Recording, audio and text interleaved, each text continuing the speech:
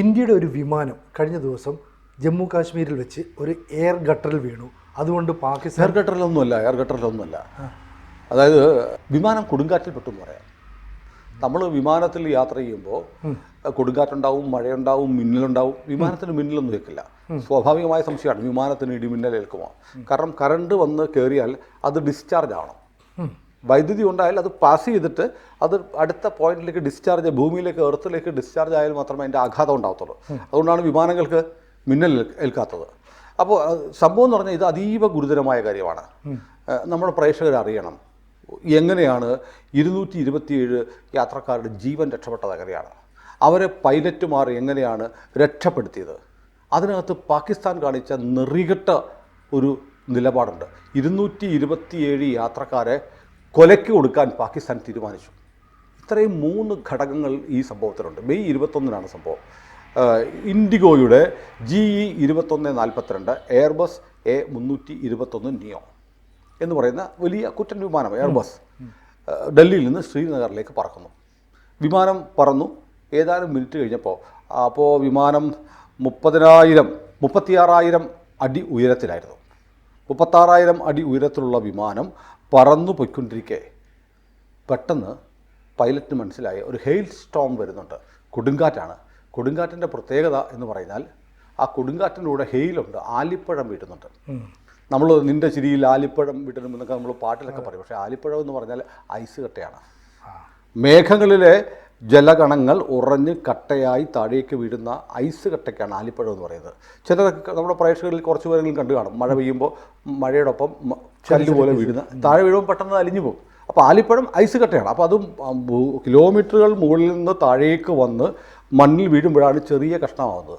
പക്ഷേ മുകളിൽ ആ മേഘങ്ങളിൽ ഇത് വലിയ ഐസ് കട്ടകളായിട്ടിരിക്കും. അപ്പോൾ വിമാനം ഇങ്ങനെ പറന്ന് ഏതാണ്ട് പത്താൻകോടിന് മുകളിലെത്തിയപ്പോൾ തൊട്ടു മുന്നിൽ ഒരു വലിയ കൊടുങ്കാറ്റ് മേഘം രൂപപ്പെട്ടത് പൈലറ്റ് കണ്ടു. അത് മാത്രമല്ല, അതിൻ്റെ കൂടെ വലിയ പാറക്കഷ്ണങ്ങൾ പോലെ ആലിപ്പഴങ്ങൾ, ഹെയിൽ സ്റ്റോമാണ്, കൊടുങ്കാറ്റിൽ പറക്കുന്ന പാറക്കഷ്ണങ്ങൾ പോലെ ഐസ് കട്ടകൾ പറക്കുകയാണ്. നമുക്കറിയാം, ഒരു വിമാനം പറന്നുമ്പോൾ ഒരു പക്ഷി ഇടിച്ചാൽ വിമാനം തകർന്നു പോകും. അതതിൻ്റെ വെലോസിറ്റിയിൽ ഉണ്ടാകുന്ന ഒരു ഫിസിക്സാണ്. അപ്പോൾ ആ വേഗത്തിൽ ഒരു ചെറിയൊരു തടസ്സം ഉണ്ടാകും. ഇപ്പോൾ ഒരു കുരുവിയോ ഒരു ചെറിയ കാക്കയോ തട്ടിയാൽ പോലും വിമാനത്തിന് അപകടം ഉണ്ടാകും.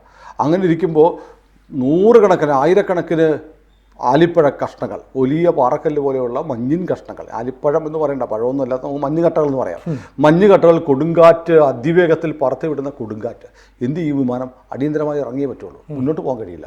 വിമാനം ഉടൻ തന്നെ എന്ത് ചെയ്തു? അവർ തൊട്ടടുത്ത്, പത്താൻകോട്ടിന് തൊട്ടടുത്തുള്ള എയർ സ്പേസ് എന്ന് പറഞ്ഞാൽ ലാഹോറിലാണ്.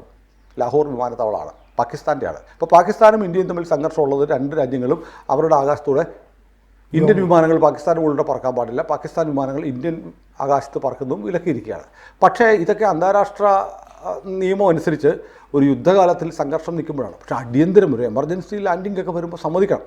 അപ്പോൾ നമ്മുടെ pilot, IndiGo flight 6E2142 pilot പാകിസ്ഥാനിൻ്റെ ATCയിലേക്ക് വിളിച്ചു, എയർ ട്രാഫിക് കൺട്രോളിലേക്ക് വിളിച്ചു, ലാഹോറിലേക്ക് വിളിച്ചു. ഞങ്ങൾക്കൊരു കാഷ്വാലിറ്റി ഉണ്ട്, മുന്നോട്ട് പോകാൻ കഴിയുന്നില്ല, വലിയ കൊടുങ്കാറ്റാണ്, വിമാനത്തിൻ്റെ സുരക്ഷയെ ബാധിക്കും, 227 യാത്രക്കാരുണ്ട്, ഞങ്ങൾക്ക് എമർജൻസി ലാൻഡിംഗ് അനുവദിക്കണമെന്ന് പറഞ്ഞു. അവർ പറഞ്ഞു പറ്റത്തില്ല, ഇറങ്ങാൻ പറ്റില്ല എന്ന് പറഞ്ഞു. കാരണം അങ്ങനെ ഒരിക്കലും ചെയ്യാൻ പാടില്ല. കാരണം എമർജൻസി ലാൻഡിങ്ങാണ്, സൈനിക വിമാനമല്ല, യാത്രാ വിമാനമാണ്. അവർക്കൊരു ആപത്ത് വരുന്നു എന്ന് കണ്ടു കഴിഞ്ഞാൽ ലോകത്തെ ഏതു രാജ്യവും ഇറങ്ങാൻ സമ്മതിക്കണം എന്നാണ് അന്താരാഷ്ട്ര മര്യാദ. അപ്പോൾ ഇന്ത്യക്കാരല്ലേ, ചത്തോട്ടെ, നീ നശിച്ചാലും ഒന്നുമില്ല എന്ന നിലപാട് പാകിസ്ഥാൻ ലാഹോർ എടുത്തു. ഇതാണ് ഒന്നാമത്തെ കാര്യം. പിന്നെയുള്ള വഴി എന്താണ്? തിരിച്ചു പറക്കുക. അപ്പോൾ നമ്മൾ അതിനു മുമ്പ് നമ്മൾ ഇന്ത്യൻ എയർഫോഴ്സിൻ്റെ അതിർത്തിയോട് ചേർന്ന്, പാകിസ്ഥാൻ അതിർത്തിയോടുള്ള ഇന്ത്യൻ എയർഫോഴ്സിൻ്റെ ഒരു കമാൻഡിലേക്ക് നമ്മൾ വിളിച്ചു. ഈ പൈലറ്റ് വിളിച്ചു പറഞ്ഞു അതിനകത്തൊരു റിസ്ക് ഉണ്ട്. അവിടെ എമർജൻസി ലാൻഡിംഗ് എന്ന് പറഞ്ഞാൽ പാകിസ്ഥാൻ്റെ ആകാശം ചിലപ്പോൾ ലംഘിക്കപ്പെടേണ്ടി വരും. അവരുടെ പെർമിഷൻ ഇല്ലെങ്കിൽ ദേ വിൽ ഷൂട്ട്. അപ്പോൾ അതുകൊണ്ട് നമ്മുടെ എയർഫോഴ്സിൻ്റെ സ്റ്റേഷൻ പെർമിഷൻ കൊടുത്തില്ല. കാരണം ഇത് കാരണം പാകിസ്ഥാൻ അതിർത്തിയോട് ചേർന്നാണ്. വിമാനം, അതിവേഗത്തിൽ വരുന്ന വിമാനം എമർജൻസി ലാൻഡിംഗ് വരുമ്പോൾ ഏതെങ്കിലും കാരണവശാൽ സ്ലിപ്പ് ചെയ്ത് പാകിസ്ഥാൻ അതിർത്തിയിലേക്ക് കയറിയാൽ ഗുരുതരമായ പ്രത്യാഘാതം ഉണ്ടാവും. യാത്രാവിമാനമാണ്, യാത്രാവിമാനം അവർ ഷൂട്ട് ചെയ്ത് വിമാനം തകർന്നു പോകും. 227 പേരുടെ മരണം സംഭവിക്കാം. മാത്രമല്ല അത് 2 രാജ്യങ്ങളും തമ്മിലുള്ള അതിഭീകരമായ ഒരു യുദ്ധത്തിലേക്ക് വരെ പോകാം. അതുകൊണ്ട് എയർഫോഴ്സ് അതിന് അനുമതി കൊടുത്തില്ല. പിന്നെയുള്ള മാർഗം വിമാനം തിരിച്ച് ഡൽഹിയിലേക്ക് പോകുക എന്നുള്ളതാണ്. ഡീവിയേറ്റ് ചെയ്യാൻ ഏതാണ്ട് കുറച്ച് ലെഫ്റ്റിലേക്ക് മാറി വിമാനം പറത്താനുള്ള അനുവാദമാണ് ഇന്ത്യൻ എയർഫോഴ്സിനോട് ചോദിച്ചത്. ലെഫ്റ്റിലേക്ക് മാറി, അത് പറഞ്ഞ പോലെ എന്തുകൊണ്ട് ഈ ഇന്ത്യൻ എയർഫോഴ്സ് സമ്മതിച്ചില്ല എന്ന് ചോദിച്ചാൽ, നേരത്തെ പറഞ്ഞത് ലെഫ്റ്റിലേക്ക് മാറി പറക്കുമ്പോൾ പാകിസ്ഥാൻ്റെ ആകാശത്തേക്ക് കയറാനുള്ള സാധ്യതയുണ്ട്. പിന്നെയുള്ള ഏക മാർഗം കൊടുങ്കാറ്റപ്പുറത്തേക്ക് വിമാനത്തിൻ്റെ അടുത്തേക്ക് വളരെ അടുത്ത് ഈ കൊടുങ്കാറ്റ് മേഘം വന്നു കഴിഞ്ഞു. പൈലറ്റിന് മുന്നിൽ ഒരൊറ്റ മാർഗ്ഗമുള്ളൂ, എന്താണെന്നറിയാമോ? ഈ കൊടുങ്കാറ്റിനകത്തേക്ക്, കൊടുങ്കാറ്റ് മേഘത്തിലേക്ക് ഇടിച്ചു കയറുക. ആ കൊടുങ്കാറ്റ് മേഘത്തിൽ അതിവേഗത്തിൽ എല്ലാത്തിനെയും ചുഴറ്റി പറപ്പിച്ചുകൊണ്ട് വരികയാണ് കൊടുങ്കാറ്റ്. ആ കൊടുങ്കാറ്റ് മേഘത്തിനുള്ളിൽ നിന്നാണ് വെള്ളം ഐസ് കട്ടയായി പാറക്കല്ലുകൾ പോലെ പറന്നു വന്നുകൊണ്ടിരിക്കുന്നത്. വേറെ ഓപ്ഷനില്ല. വിമാനം പൈലറ്റിന് ഇഷ്ടം പോലെ പറപ്പിക്കാൻ പറ്റില്ല.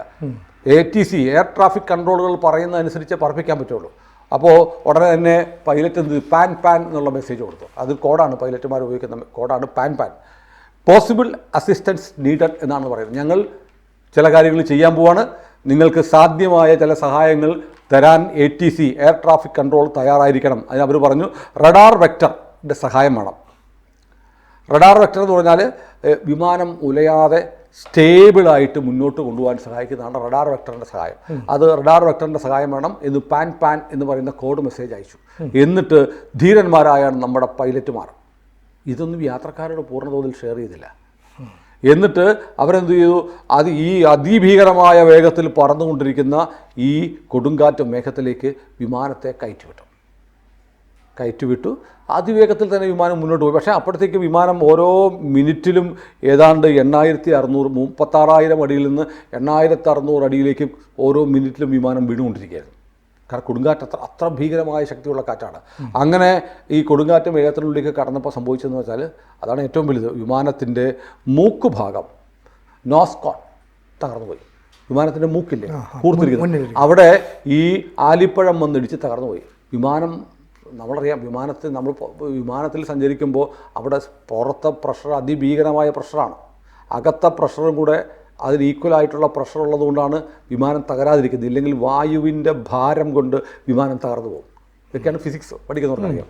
അതിനിടയ്ക്കാണ് അതുകൊണ്ട് എവിടെയെങ്കിലും ഒരു വാതിലോ ഒരു ചെറിയ ഹോളോ ഉണ്ടായിക്കഴിഞ്ഞാൽ വിമാനത്തിന് അപകടമാണ്. പക്ഷേ ഈ വിമാനത്തിൻ്റെ നോസ്കോൺ തകർന്നു പോയിട്ടും വിമാനം അതിവിദഗ്ധമായി ഓപ്പറേറ്റ് ചെയ്ത് തിരിച്ച് 6:30 മണിക്ക് ഡൽഹി വിമാനത്താവളത്തിൽ തിരിച്ചിറക്കി. അവിടെ എല്ലാ അടിയന്തര സംവിധാനങ്ങളും ഒരുക്കിയിരുന്നു.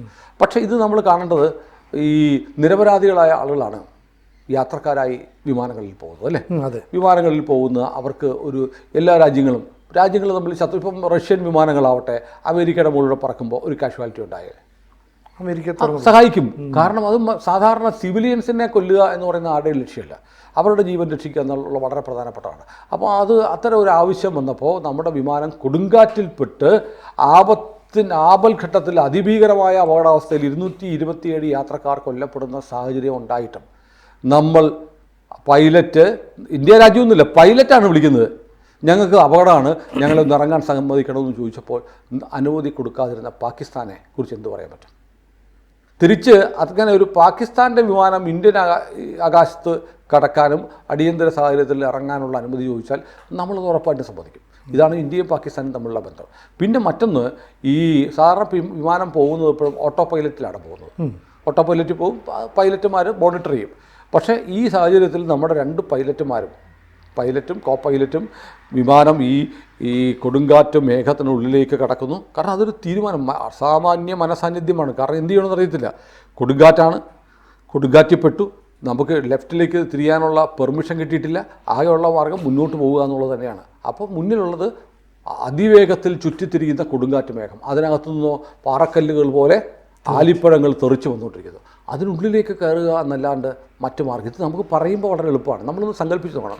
ഭയങ്കര പ്രചണ്ഡമായ വേഗത്തിൽ ചുറ്റിത്തിരിയുന്ന ഒരു കൊടുങ്കാറ്റ് മേഘം വിമാനത്തിന് മുന്നിൽ, അതിനകത്തുനിന്ന് വലിയ വലിപ്പമുള്ള മഞ്ഞുകട്ടകൾ ചിതറി വന്നുകൊണ്ടിരിക്കുകയാണ്.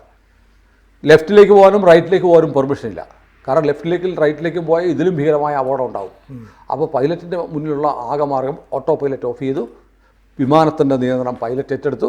എന്നിട്ട് അതിവേഗം ഈ പാഞ്ഞു വരുന്ന കൊടുങ്കാറ്റ് മേഘത്തിലേക്ക് ഇടിച്ച് കയറി അപ്പുറത്തെത്തുക എന്നുള്ള അതിസാഹസികമായ നിർണായകമായ മരണത്തെ മരണം മുന്നിൽ കണ്ടുകൊണ്ടുള്ള തീരുമാനം എടുത്തിട്ടാണ് നമ്മുടെ പൈലറ്റുമാർ ഇതിനെ മറികടന്നത്. അപ്പോൾ അതൊരു വലിയ വാർത്തയായി നമ്മുടെ രാജ്യത്ത് ചർച്ച ചെയ്യേണ്ടതാണ്. പക്ഷേ വല്ലാതൊരു വിമാനം പറന്നു, എന്തോ കാറ്റടിച്ചു. പറയുന്ന മുഴുവൻ എന്തോ എയർ ഗട്ടറി വീണു. എയർ ഗട്ടറൊന്നുമല്ല, എയർ ഗട്ടർ അല്ല, നമ്മുടെ വാർത്തകളല്ല. അപ്പം നമ്മുടെ മാധ്യമങ്ങൾ ഈ വിഷയങ്ങളെ സമീപിക്കുന്ന ഒരു രീതിയാണ്. കാരണം ഇത് വ്യോമയാന ചരിത്രത്തിലെ അത്ഭുത പ്രതിഭാസങ്ങളിലാണ് ഈ വിമാനത്തെ രക്ഷിച്ചത്. കാരണം ഇത്രയും വലിയ കൊടുങ്കാറ്റ് മേഘത്തിനുള്ളിലേക്ക് കയറിപ്പോയിട്ട് വിമാനത്തിന് നിസാര പരിക്കല്ല എന്ന് പറയുന്നില്ല. എൻ്റെ മൂക്ക് തകർന്നു പോകുക എന്ന് പറഞ്ഞാൽ വലിയ പരിക്കാണ്. കാരണം അകത്ത് വായു ഇടിച്ച് കയറാം, പ്രഷർ വേരിയേഷൻ ഉണ്ടാകും, വിമാനം പൊട്ടി പിളർന്നു പോവാം. വിമാനങ്ങൾ പിളർന്നു പോയിട്ടുണ്ട്, പറക്കുന്ന വിമാനങ്ങൾ 2 കഷ്ണമായി പിളർന്നൊക്കെ പോയിട്ടുണ്ട്. അങ്ങനെയൊക്കെ സംഭവിക്കാം. അത്തരം സാഹചര്യങ്ങളൊക്കെ ഉണ്ടായിട്ടും നമ്മുടെ പൈലറ്റുമാർ അതിവിദഗ്ധമായി ഈ മുൻഭാഗം തകർന്ന വിമാനത്തെ താഴെ ഇറക്കി എന്ന് മാത്രമല്ല, ഒരാൾക്ക് ഒരു പോറൽ പോലും പറ്റിയില്ല.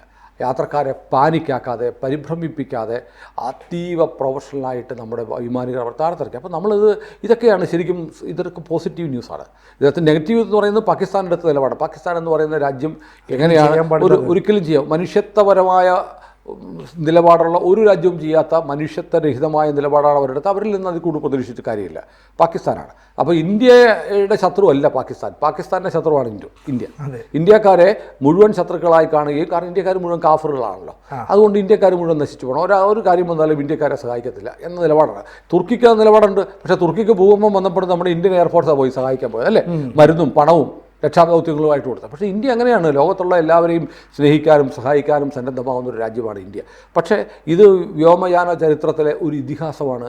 ഇന്ത്യൻ പൈലറ്റുമാർ DE-2142 എന്ന് പറയുന്ന എയർബസ് 321 നിയോയെയും അതിലെ 227 യാത്രക്കാരെയും രക്ഷിച്ചെടുത്തത്. അത് എന്തുകൊണ്ടോ നമ്മുടെ മാധ്യമങ്ങളിൽ ആ അർത്ഥത്തിൽ അതിസാഹസികമായ ഒരു വിപ്ലവകരമായ ചരിത്രം സൃഷ്ടിക്കുന്ന ഒരു സംഭവമായി രേഖപ്പെടുത്തി കാണുന്നില്ല.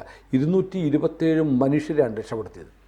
അപ്പോൾ അതൊന്നും വിശദമായി ആളുകളോട് പറയാതെ നമുക്ക് തരമില്ലാത്തതുകൊണ്ടാണ് നമ്മളിത് പറഞ്ഞത്. 21-ാം തീയതി കഴിഞ്ഞാണ്, 3 ദിവസം കഴിഞ്ഞു.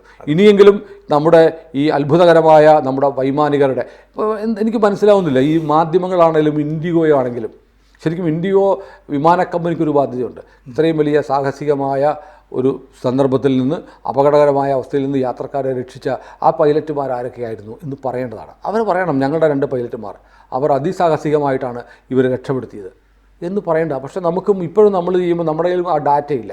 ആരായിരുന്നു ആ വിമാനം? ഹീറോസാണ്. യെസ്, അൺസങ് ഹീറോസാണ്. അവരെ പാടിപ്പുകർത്തുന്നില്ല. ഓട്ടോ പൈലറ്റ് ഓഫ് ചെയ്തിട്ട് ആ സാഹചര്യത്തിൽ വിമാനത്തെ മാനുവലായി നിയന്ത്രിച്ച് മൂക്ക് ഭാഗം തകർന്നു പോയിട്ടും ഒരു പോറൽ പോലും ഏൽപ്പിക്കാതെ ആളുകളെ തിരിച്ചിറക്കി വീടുകളിലേക്ക് പറഞ്ഞയച്ച ആ വൈമാനികരെ രാജ്യം അഭിവാദ്യം ചെയ്യേണ്ടതാണ്. കൂടുതൽ വാർത്തകളും വിശേഷങ്ങളും നിങ്ങളിലേക്ക് എത്താൻ ABC മലയാളം സബ്സ്ക്രൈബ് ചെയ്യുക, ബെൽ ബട്ടണും അമർത്തുക.